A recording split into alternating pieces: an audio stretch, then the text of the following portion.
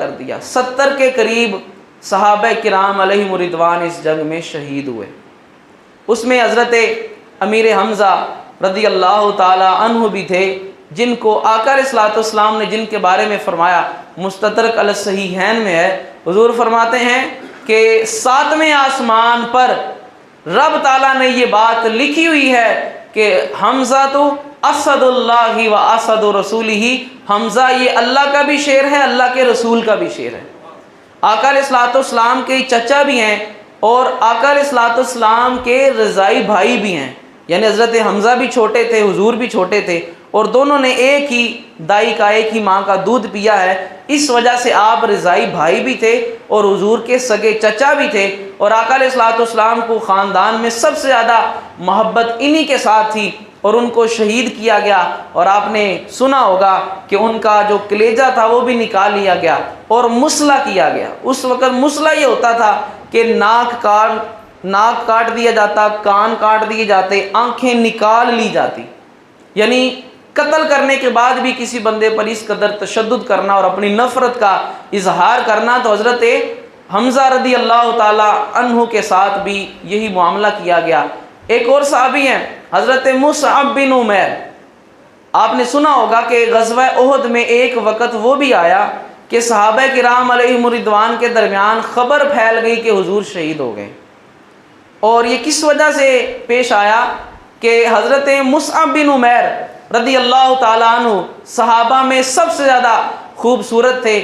اب ان کی خوبصورتی میں ایک جملے میں بیان کر سکتا ہوں کہ خوبصورتی کا اندازہ اب اس بات سے لگا سکتے ہیں کہ صحابہ میں سب سے زیادہ جن کی شکل حضور سے ملتی تھی یہ وہ تھے۔ تو اندازہ کرے جس کی شکل سب سے زیادہ حضور سے ملتی ہوگی، سب سے زیادہ خوبصورت بھی وہی ہوں گے۔ حضرت مصعب بن عمیر رضی اللہ تعالیٰ عنہ آج ہمارے جو بالخصوص جو اعلیٰ VIP کلاس کے لوگ ہیں، ان کا عالم کیا ہے کہ زیادہ تر دین سے ایسے لوگ دور ہوتے ہیں، کیونکہ یہ حدیث پاک بھی ہے، اِنَّ هَذَا الدِّينَ بَدَأَ غَرِيبًا سَيَعُودُ غَرِيبًا فَطُوبَى لِلْغُرَبَاء۔ حضور نے فرمایا جب میں نے اسلام کی دعوت دی، غریب لوگ زیادہ میرے پاس آئے، قیامت کے نزدیک بھی یہ دین جو ہے غریب لوگوں میں زیادہ ہوگا، اور لہٰذا خوشخبری ہے میری امت کے غریب لوگوں کو۔ حضرت مصعب بن عمیر یہ وہ صحابی تھے جو مکہ المکرمہ میں ایمان لائے، مکہ میں رہنے والے تھے، کہ اتنے امیر تھے کہ پورے مکے میں ان سے بہتر لباس کوئی نہیں پہنتا تھا، سب سے اعلیٰ خوشبو لگانے والے یہ تھے۔ جب ایمان کا اظہار کیا تو والدہ نے گھر سے نکال دیا۔ والدہ نے کہا تم نے اپنے آباء و اجداد کا دین چھوڑا ہے، لہٰذا میرے گھر سے جائیداد سے فارغ ہو تم۔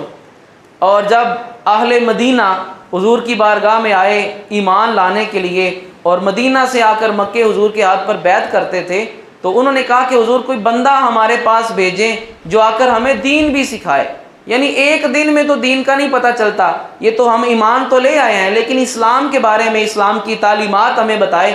تو حضرت مصعب بن عمیر رضی اللہ تعالیٰ عنہ وہ صحابی ہیں، حضور نے ان کو ان کے ساتھ بھیجا، جاؤ مصعب ان کو جا کر دین سکھاؤ۔ اندازہ کریں کیا شان، کیا مرتبہ، اور سٹیٹس کے لحاظ سے بھی مکے کے سب سے امیر ترین تھے۔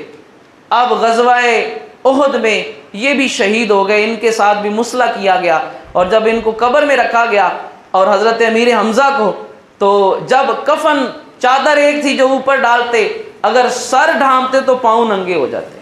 اندازہ کریں انہوں نے تو نہیں کہا آج ہم سب کچھ ہونے کے باوجود بھی یہ جملہ بول دیتے ہیں یار دین پر چلنا آسان کام نہیں ہے۔ میں پوچھتا ہوں کہ بتائیں ہمارے لیے دین پر چلنا مشکل ہے یا ان کے لیے دین پر چلنا مشکل تھا؟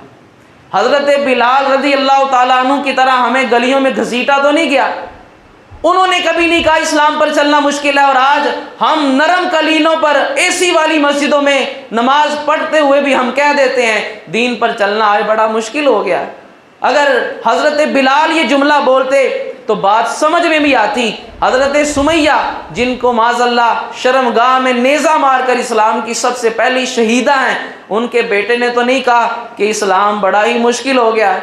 حضرت عبداللہ بن جحش رضی اللہ تعالیٰ عنہ، ان کا میں واقعہ پہلے بھی ذکر کیا، وہ واقعی ایسا ہے عشق اور محبت والا۔ حضرت سعد بن ابی وقاص رضی اللہ تعالیٰ عنہ کہتے ہیں کہ جنگ سے ایک دن پہلے، کل جنگ تھی اور حضرت عبداللہ بن جحش رضی اللہ تعالیٰ عنہ اور حضرت سعد بن ابی وقاص کھڑے ہیں اور آپس میں کہہ رہے ہیں یار دعا کرو کل کے لیے۔ حضرت سعد کہتے ہیں میں نے دعا کی یا اللہ مجھے کل بڑی ہمت دے، بڑی طاقت دے، بڑے بڑے کافروں کو میں قتل کروں اور تو مجھے فتح عطا فرما۔ حضرت عبداللہ بن جحش نے بھی دعا کی، کہتے ہیں دعا کیا کی انہوں نے؟ دعا یہ کی یا اللہ کل مجھے بھی ہمت دے، میں بھی تیرے دشمنوں کے ساتھ لڑوں اور لڑتے لڑتے میں شہید ہو جاؤں، کوئی آ کر میری آنکھیں نکال دے، میرے کان کاٹ دے، میرا ناک کاٹ دے، اور جب قیامت کے دن تیرے سامنے میں کھڑا ہوں اور میری ناک بھی نہ ہو، میری آنکھیں بھی نہ ہو، میرے کان بھی نہ ہو، اور تو مجھ سے پوچھے اے عبداللہ کہاں ہے تیری ناک، کہاں ہے تیرے کان، تیری آنکھیں کہاں گئی ہیں، تو میں کہوں یا اللہ سب کچھ تیرے لیے دے کر آیا ہوں۔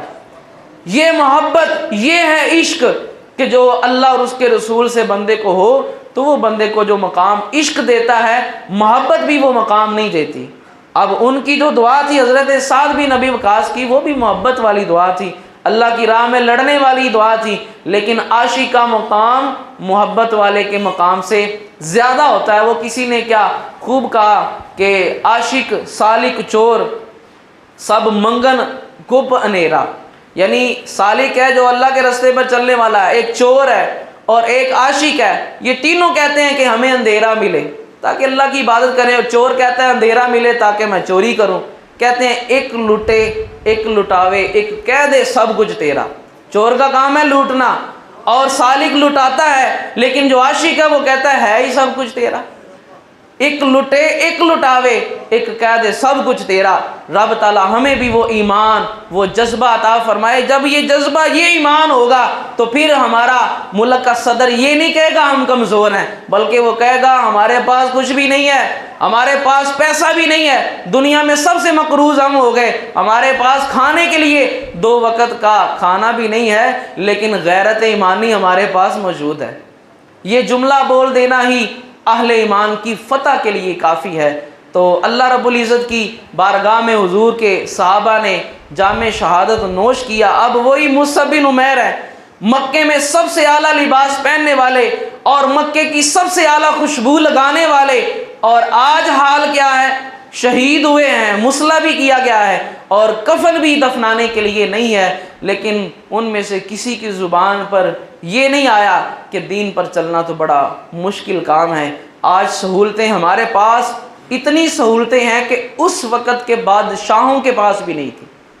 قیصر روم، کسرا، بڑے بڑے جو سپر پاور اس وقت جو بادشاہ تھے، بتائیں کیا ان کے پاس ایئر کنڈیشن روم تھے؟ سفر کرنے کے لیے ان کے پاس بلٹ پروف گاڑیاں تھیں؟ یہ تو سہولتیں آج کل عام بندے کے پاس بھی آ گئی ہیں۔ جو سہولتیں بادشاہوں کے پاس نہیں تھیں آج عام بندے کے پاس بھی وہ سہولتیں ہیں، لیکن ان میں سے کسی نے بھی نہیں کہا، صحرا میں تپتی ریت میں بھی سر سجدے میں رکھ کر کسی نے نہیں کہا دین پر چلنا بڑا اوکھا کام ہے۔ اور آج سب کچھ حاصل کر کے بھی ہماری زبان سے جب یہ جملہ نکلتا ہے تو پھر تو ان کی روحیں کہتی ہوں گی پھر تو ہم نے بہت بڑا کام کر دیا ہے کہ ہم تو سب کچھ نہ ہونے کے باوجود بھی دین پر ڈٹے رہے، اور ان کے پاس سب کچھ ہے اور آج بھی ان کے لیے دین پر چلنا بڑا مشکل کام ہے۔ اللہ رب العزت کی بارگاہ میں دعا ہے کہ رب تعالی ہمیں اپنے محبوب کے صحابہ کے نقش قدم پر چلنے کی توفیق عطا فرمائے، ان جیسا ایمان اور ایمان کا جذبہ اللہ کی راہ میں خرچ کرنے کا، اللہ کی راہ میں قربانی دینے کا۔ ہمارے پاس ہم سے قربانی کس نے مانگی ہے؟ یہی ہمارے لیے قربانی ہے، ہم اپنے آپ کو دین پر چلا لیں، خود اللہ اور اس کے رسول کے پابند ہو جائیں، فرما بردار ہو جائیں۔ ہمارے اس دور میں یہی سب سے بڑی قربانی ہے۔ اللہ رب العزت ہم سب کو حضور کے صحابہ جیسا جذبہ ایمانی، قوت ایمانی عطا فرمائے، اور دنیا میں جہاں بھی مسلمان مجبور